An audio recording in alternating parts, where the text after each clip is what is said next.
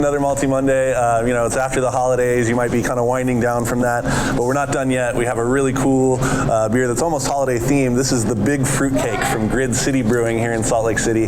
Grid City is a pretty new brewery. If you haven't checked them out, you really should. They're down kind of in west of Sugar House neighborhood. They're really awesome. This is the Big Fruitcake. So this is their barley wine. It's their first release of this style beer, and it's a unique barley wine. It's brewed with several kinds of fruit. They actually used dates, figs, cherry juice, and maple syrup in here. And if that sounds overwhelmingly sweet, it's actually not. So what's so cool about this process is they added it before fermentation, so all the simple sugars in those fruits kind of ferment out and dry it out a little bit.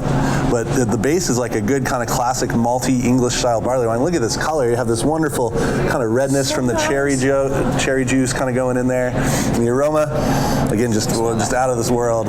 Really complex and interesting. Little hints of maple and fruit and stuff. Let this beer warm up when you pour it in the glass. This is a barley wine typically is stronger. This one's just over 10%, and you should be letting these warm up to almost 50 degrees, almost 55 degrees, and then kind of treating it like a nice thing of brandy, and sniffing it and letting it sit, by the fire in this really cold weather is really great. Let this one warm up. You're going to get more and more flavors as it warms, and it's going to go great with what Shaymus chose from the cheese case today. Yeah, guys, from Caputo's, we have a staple down here, Grotte Caputo.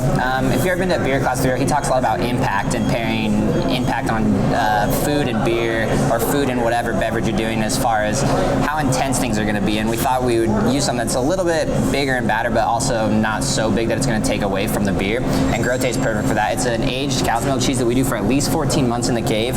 And with it being in there for 14 months, it kind of starts to develop the tyrosine crystals and the little crunchy texture that you get with the cheese, which is cool with the beer, as well as you get these salty and starting to develop some of these more nutty aged flavors, and it really kind of expresses and highlights the fruit notes in the beer, which is really cool.